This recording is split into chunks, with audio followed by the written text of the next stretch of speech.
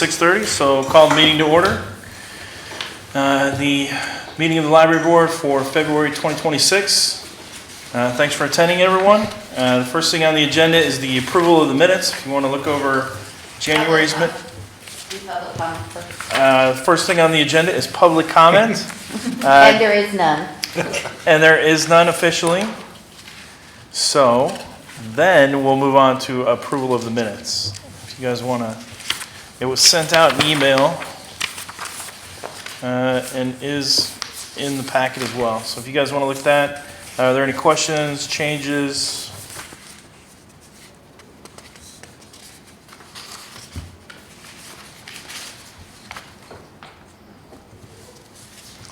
I'll make a motion to approve the minutes for January. Do we have a second? I second that motion. All those in favor say aye. Aye. Any opposed say nay. Motion carries unanimously. And we will move on to the Friends of the Library report.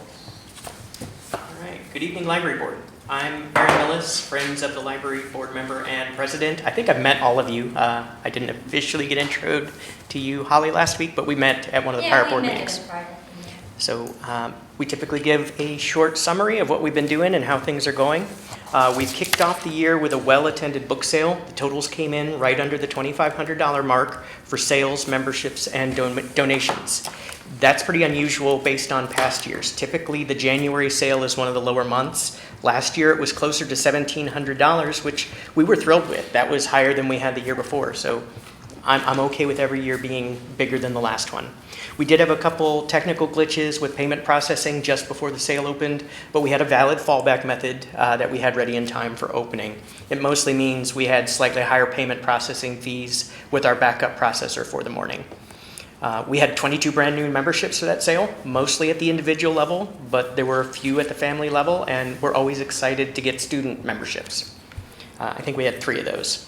And we had a couple people interested in volunteering, which is awesome. We had 14 membership renewals, which made it a really solid start to 2026. We did get a nice photo of Matt appearing to bear hug a bunch of paperbacks during the setup that we'll almost certainly use during our promo. I mean, he's definitely... I did not get permission for that imagery to be released. Well, the sign is on the door that we can use it. So, yeah, it was a really good sale. What we've been up to. So I've seen a few of the library allocation requests come through for this year already. Pet Fest, Romance Reader Social, Teen Poetry Contest prizes, all of those caught my eye as they came across the desk. We're not saying no to anything. So we're excited about it. Amplify Austin. It's coming up on March 4th to 5th. This is one of the area's biggest fundraising events that encourages you to give locally. There are several Pflugerville organizations participating, including the Friends of the Library and Friends of the Animal Shelter, 2 of my favorites. And as mentioned previously, the Friends have increased the allocation to the library for this fiscal year by $8,000. We're going to be using that as part of our page that we're putting up as a goal. I don't think we're going to get $8,000, but we're going to definitely put the meter there and say, we're giving more, please help us out. I am going to show you this. We got yard signs, about 20 of them free from the Amplify group. It's not specific to the Friends of the Library. If any of you would like one of these, I have them back in the office. Only get one if you can put it in your yard. So technically, bandit signs in Pflugerville, not allowed. Don't put it on the street corner. But you are limited in what you can put in your yard, depending on your HOA. So if you'd like one, I'll get you one. All right, next book sale, a few months away, coming up on April 2nd. We're gonna possibly change our pricing for the book sale. We're in discussions right now. We wanna simplify it. So every time we address this, we try to make it easier and easier for people to know how much things are gonna cost ahead of time. This idea, we've got trade paperbacks, hardbacks. A lot of people, it's hard to tell you which one is which. So we're trying to simplify that just to make the whole process easier. But one of the other goals is we want to start just giving away board books. We don't want to charge for them if we can help it. So those 2 things are what we're shooting for with the price adjustments. Let's see. other than that, our annual meeting, it's coming up on April 21st here at the library. This is when we give our report to the public of our activities for the year. We honor library team volunteers with awards, and this year is going to be special in that we're going to be doing the commemoration of the Audrey T. Deering Wing. That's the original section of the library down past the checkout desks. So she was instrumental in getting the library going, and that building was one of her big things when she was with us. So the city approved it. We've got all the signage ready. I've got to do some finalizing of details for install date and the logistics of how are we going to do the meeting in one of these rooms while commemorating something that's on the other side of the building. So I will be giving a more explicit invite for this board probably at the next meeting. Is it also the 45th? I believe it is. I'm Okay. double checking. So I believe we are at 45 years. Okay. All right. We did have a few of the Hutto friends and library board members attend our last meeting last month, and we talked to the Round Rock Friends group about making these swanky enamel pins that we have. They were very interested in these. So I want to see them also get that type of swag because I think it's very nice. And we're talking about doing more communication and outreach with those organizations in the future.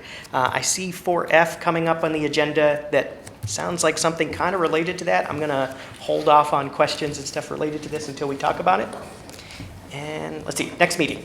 We'll be doing our meeting next week, Tuesday, February 17th here at the library, 4 p.m. And in addition to planning that annual meeting, let's see, we already talked about simplifying the book prices. We've been, let's see, which, Matt, thank you for your feedback there. We are definitely using that. And yeah, as always, our meetings are open to all Friends members. Thank you for allowing me to give the report. Are there any questions, concerns, communications you'd like me to relay to the Friends? Did you guys get the payment method sorted out? Well, sort of. So on Android, it works just fine. The iPad app has been broken since the sale. They have not yet put out a fix. All right, thank you for the report, Aaron. I don't hear any other questions or comments, so we will move on to the student liaison reports. I have reached out to Lucas and I have not heard back from him. So I'm going to assume that he is not interested in being on the board anymore. Jade, however, is at a leadership conference, so she could not be here today. Okay. Would it be worth reaching out to the other high schools again? Just We to can, yeah. see if they want to send a representative? Moving on to the discussion regarding marketing and outreach. TR is not here, so we can come back to that if that's okay. And moving on to the library director's report. Okay. I have been doing the annual report for the state library, which is killing me, but I think that it's done and I'm ready to submit it. Matt, I need you to sign the application. It's not due until sometime in March, so it's no hurry on that. Our numbers are looking good. Our overall numbers are up from last year in, I think, everything. Interestingly, our enhanced card in we're seeing a lot more interest in that enhanced card. For those of you who aren't familiar, it is a card that could be used as a proof of address and proof of identity in some places. Like, this is not going to get you a passport, but it might get your utilities turned on. So we've been offering that, and I think we had 3 in January, and we've had 4 in the past 3 days. So the word's getting out, people are coming in, and we're super excited to help those people out. Is there an increased cost for it? Pardon me? Is there a cost for it? No. And do The they- cards, I believe, are the same as just getting regular library cards because there's not really anything special about it, other than it has a photo and their address on it. Any more questions on enhanced cards? If you're interested in what the criteria is to get a enhanced card, it's pretty broad. We basically are doing exactly what Austin Public Library has done, and just, trying to help people out. I take that back. I'm probably wrong about that. But yes, the criteria is out there. It's in our policies. Library board approved it last year. We will be looking at our policies again coming up, and also we'll start having budget discussions, because that's coming true. I have a question. Mhm. What has anyone discussed with you or said why they're interested? I'm curious about like the uptake in interest and what we can attribute that to. Most of the people that are coming in don't have like a photo ID. So I think a lot of it is that, because you can't get your utilities, you can't rent an apartment, any of that. And I'm sure that some of them are coming in because they are uncomfortable with current situations and would like to have a photo ID. Gotcha. Mhm. Gotcha. I figured, but I just wanted to know. I was trying to put that as politically correct as possible. Yeah. Is the sign-up process for the enhanced card very similar to the library card There's no process? cost. Okay. Yeah. So when the library was first, when the land was gifted to the city for the library, the Friends of the Library had a stipulation that we serve the entire school district. So you don't have to just live in the city itself, within the city limits. And we give library cards to all school children. So that's going to include all the charter schools here, whether their parents live here or not. And that was actually something that I was asked by the council, and they were very supportive of that. So, yeah. But the actual process to get a card is the same as? Yeah. Okay. Except for we will now accept different forms of identification. For example, if somebody is unhoused, if they could bring a letter from the shelter, just saying, yes, this person is at the shelter, you can get a library card with that. Yep. A little bit about our past programs. Daniel has been working with Lifeline to provide these great workshops. Most of them are, well, they're all job and career enhancement workshops. So then we had, of course, our puppets and our Winterfest, which was great. 800 people were at the Winterfest, which is a lot when it's cold out. Coming up, we have a children's music show. Actually, that already passed, sorry. But this weekend, Romance Readers Social, it's our 18th. And it'll be going on here. There's going to be authors to talk to, photo opportunities with authors, and crafts and just fun and things. One of my favorite programs is Pet Fest, and that's coming up in March. And this is all things pets. You can, well, we're pet friendly, so you can bring your pet anyway to the library. But this is just sort of a celebration of pets. So we're going to have people demonstrating dog training, and the disc dogs are going to be here. Those trainers will be here.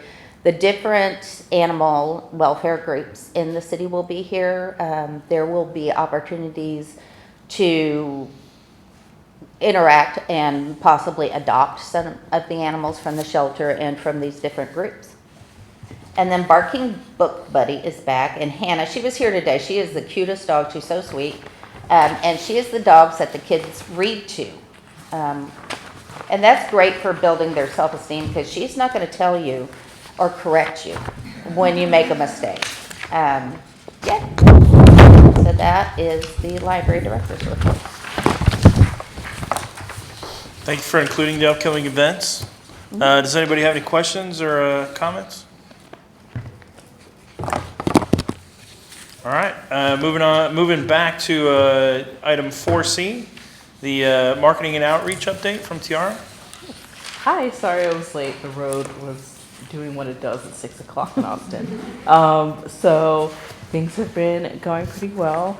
I have reached out to our communications department regarding perhaps some idea, like about the Flash the Firefly. There have been some personnel changes, so I know the person that originally did the Firefly is no longer here, but they sent them to another person on the staff, and he's going to be working on what it might look like. Daniel and I, earlier today, we discussed maybe trying to launch around the summer reading program. Melissa had asked if I could see about doing like a logo redesign, so I figured why not merge the two? So that's what I am shooting for in regards to like when we can officially launch Flash. There is one other thing that I did want to mention. So it does seem like one of the canines in the police department has been named Flash as well. We discussed internally about whether we should look into getting another name. For what it's worth, like the communications department, they seem fine with us keeping the name Flash. And then Jennifer's boss, the assistant city manager, Emily, she thinks it would be okay if we kept the name Flash and there could just be two Flashes. We did discuss. It does sound like he's mostly going to be a working dog, so he's not necessarily going to be making a lot of public appearances. Well, he'll be here for Pet Fest. He will be here for Pet Fest, but I don't know if he's necessarily going to be like an outreach canine. So I think it should be It's a different fine. kind of outreach. A different kind of outreach. So if y'all feel strongly about it, if you think there should only be one Flash, we can vote on it. But otherwise, I'm down to keep the name if you guys are. So You wouldn't be able to vote until next month though, because it's not a, Right, it's, right. it's a discuss only. right. So So you get a month to think about it. yeah, I think it's okay, personally. I think so. Okay. All right. Any other questions or comments for Tiara? All right, moving on to item 4E, the RFID project update. So the radio frequency identification project that we are working on is, it's got sort of two parts. One is it helps us track the inventory, where it is, if it's been misfiled or misshelved or whatever, we can find it a lot easier. We can do an inventory in a matter of a couple of hours rather than it taking forever. So that's a great part of it. I believe that they are really close to finishing, and by they, I mean the technical staff are close to finishing putting the labels on. So I'm looking forward to that. This project, everybody who's ever done an RFID project in a library has told me, you're gonna hate it, it's gonna take forever, blah, blah, blah, and they were totally right. I've been working on this for 2 years, but I can see the light at the end of the tunnel. So we're going to get the gates installed. These are not security gates as far as us being afraid of people taking things, but it does help us when we get a branch or when, we put stuff in the book locker. If City Hall decides that they want to have a book vending machine, this will all help us to make sure that we know where all the items are. And those are going to go in March, hopefully. I had to postpone it again. It was supposed to be the 18th, but it will be March. If I have to duct tape them to the floor out there, we're going to get it. So any questions on that project? Could you explain what the RFID project is, just like for basically nobody that knows, and then what you had to do to flip everything around? So it's literally putting an RFID tag on the book that will talk to a platform, I guess, a computer people help me out. What is it called? A program. There we go. So it talks to the program, and the program talks to our integrated library system, and it does it through these tags. So part of what will be really great about that is it's going to automate eventually a lot of what we do.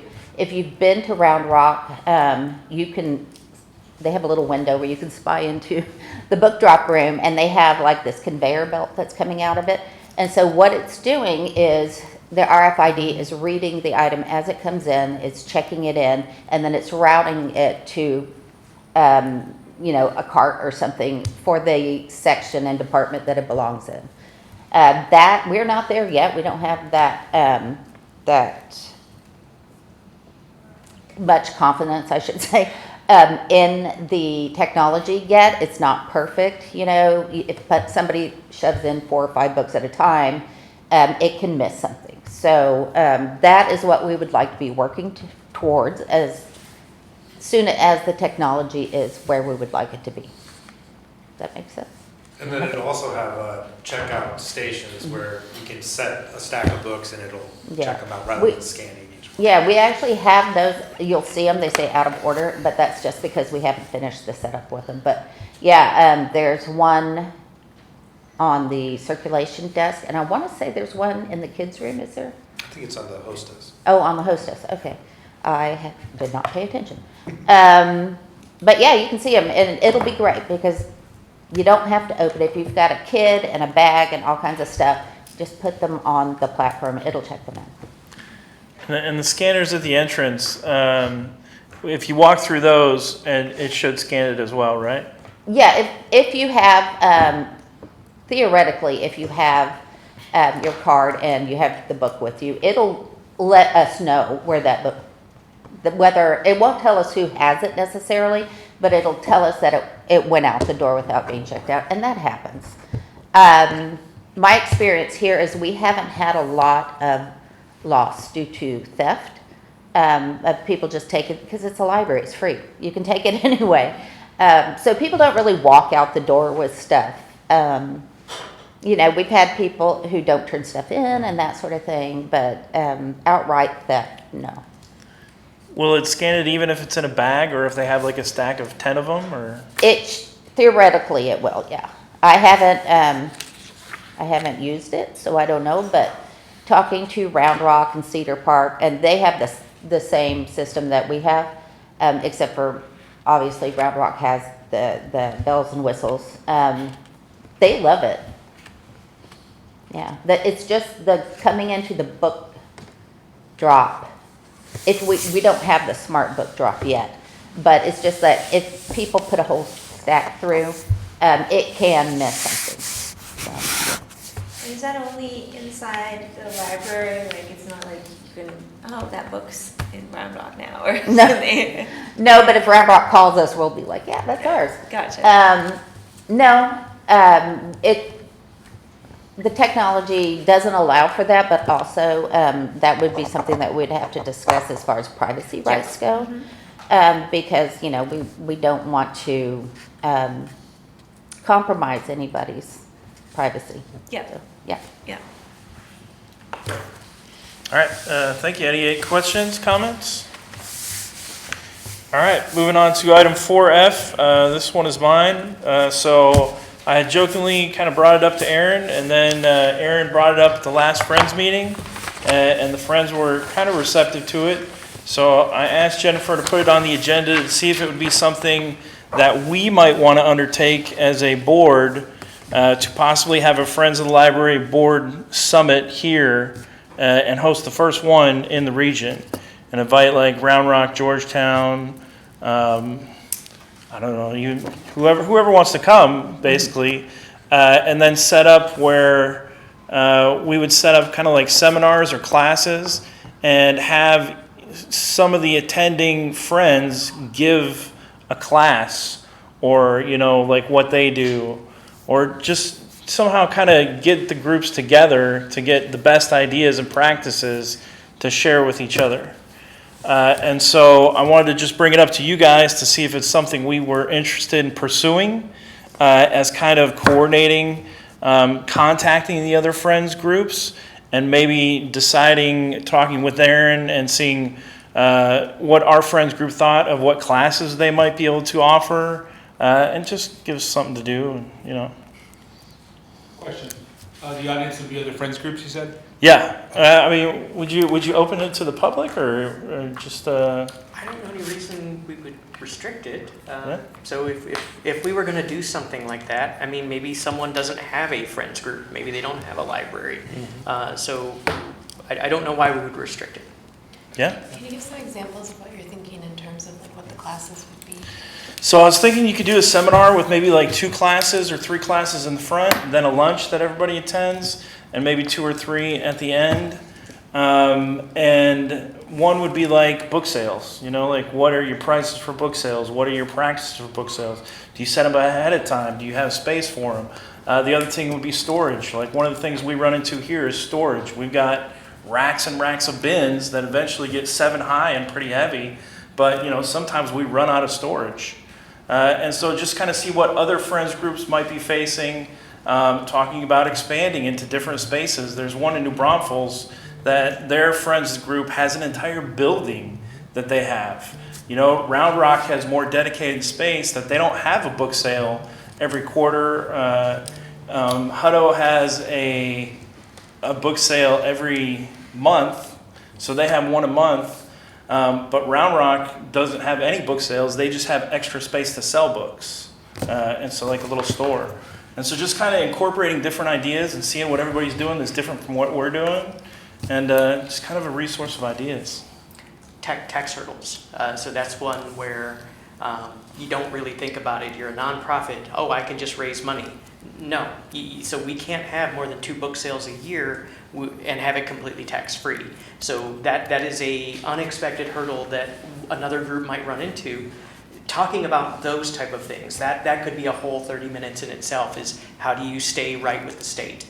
And, or how do you just avoid the issue entirely? So something like that would be a potential subject, and ideally that would have people that are experts coming in. So we had to figure out a lot of that in the last couple of years when we wanted to do more book sales.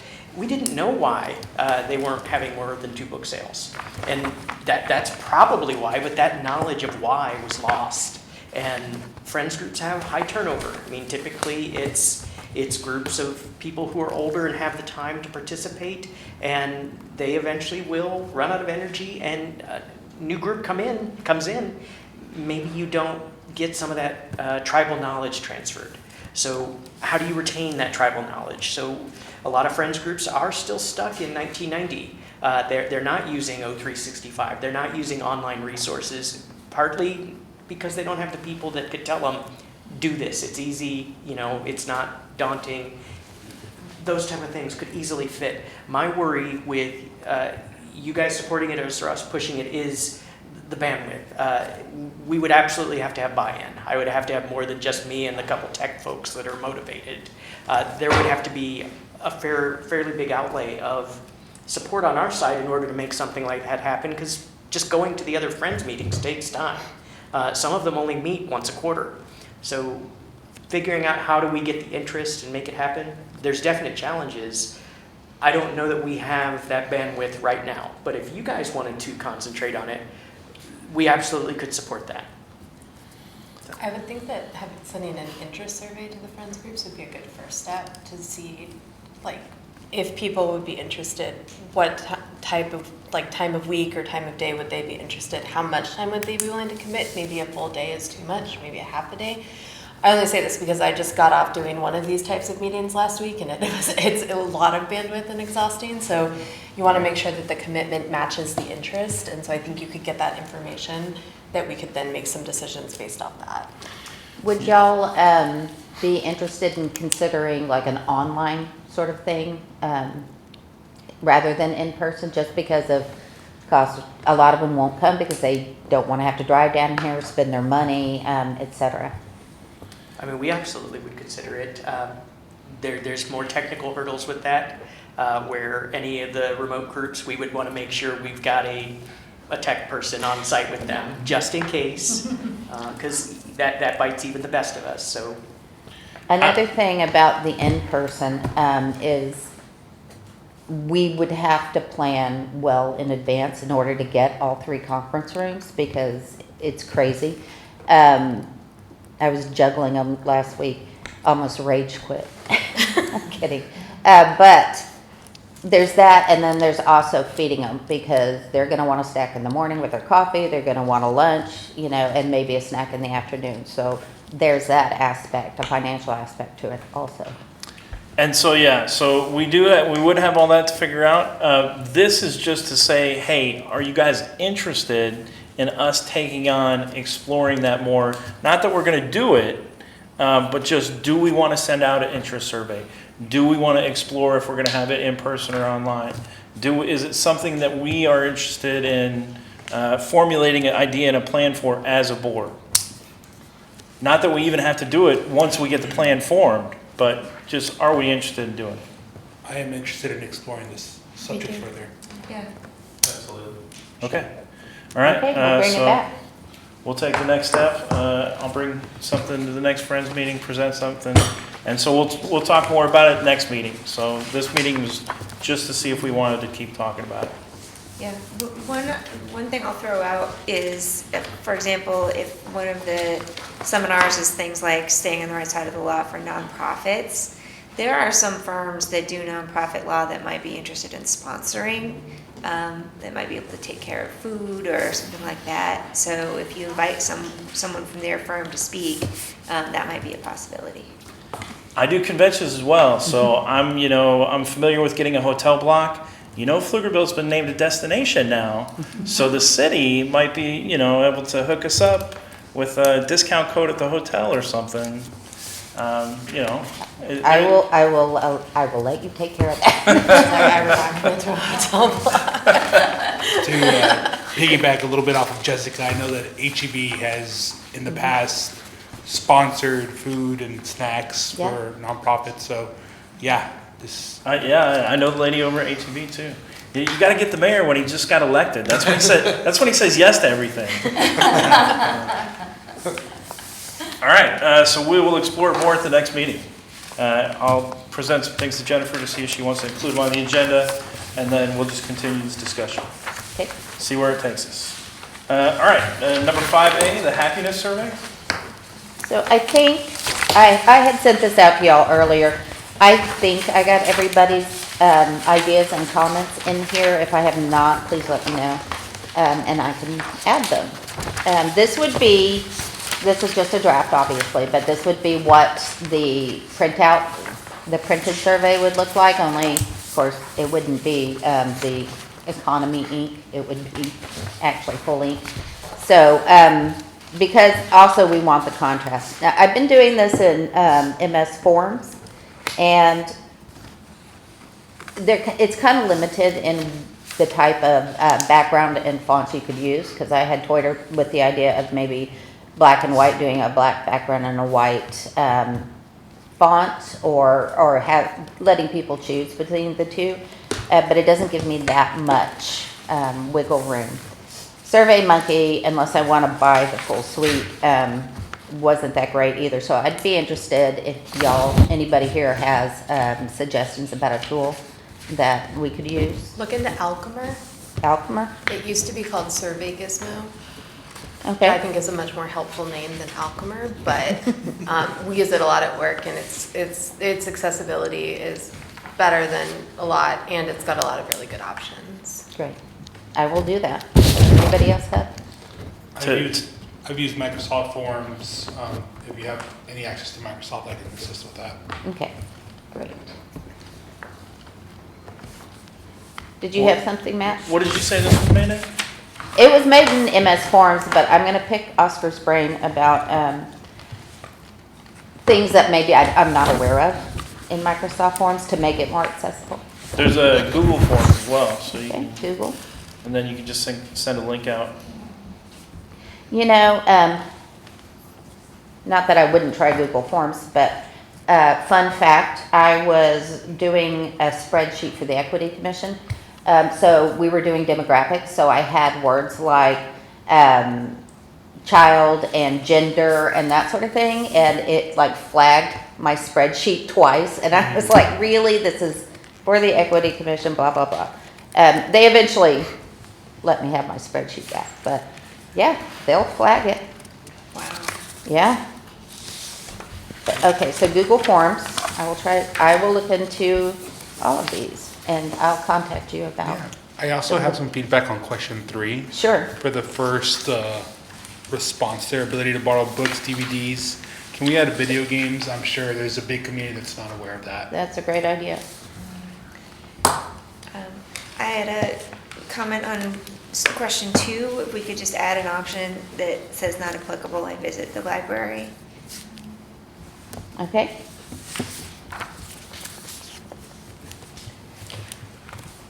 Question 2 only shows if they select never, right? Pardon me? Question 2 is that only going to show if they select never? Or is that Yes, for everyone? It should be drawn out, yes, you can Logic. branch off into other. Okay, yeah. all right, in that case, then it wouldn't make sense, but if they were all showing, then I would have Okay. put that in. If somebody clicks other, would they be able to type something in or no? Yes. Okay. For the accessible resources that you think the library should have, this is incredibly nitpicky, but can we take the question marks off? Yeah. Thank you.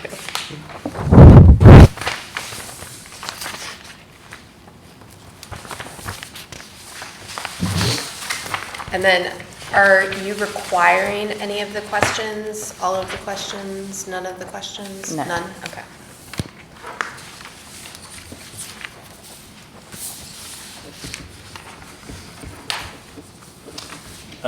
The last question on page 3/4, what's the following that best describes your current employment? Status is a smaller font. You are correct. We're whispering it. Your employment status.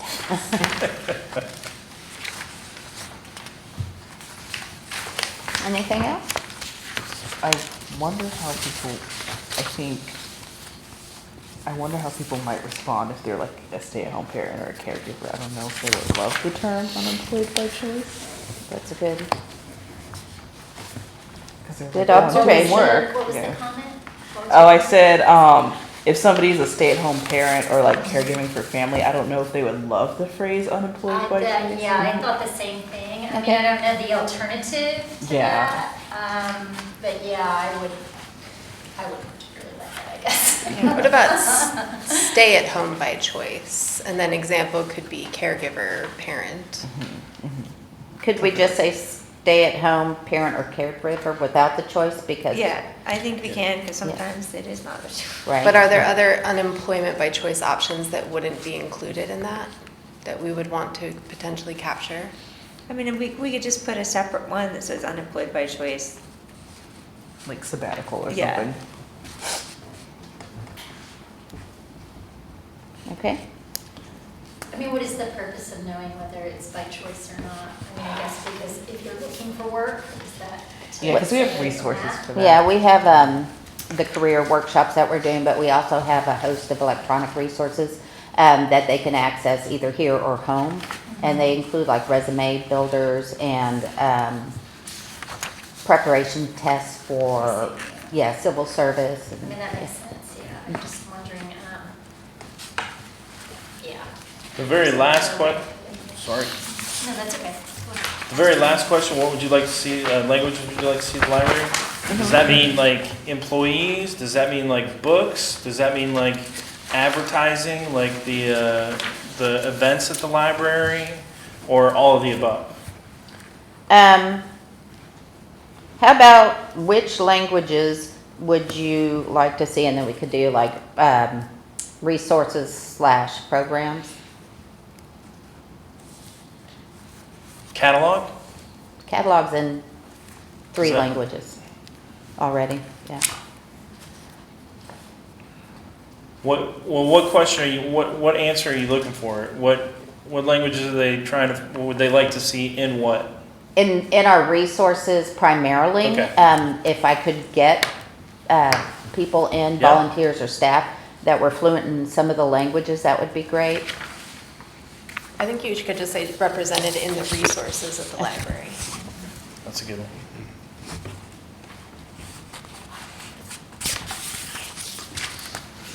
Do we, now that it occurred to me, do we want to throw one in there? Are you interested in volunteering at the library? Sure. Yeah. And then are you going to collect contact information if they select that? If they select that, my intention is it'll go to the application that Perfect. they'll have to download and bring in, so, yeah.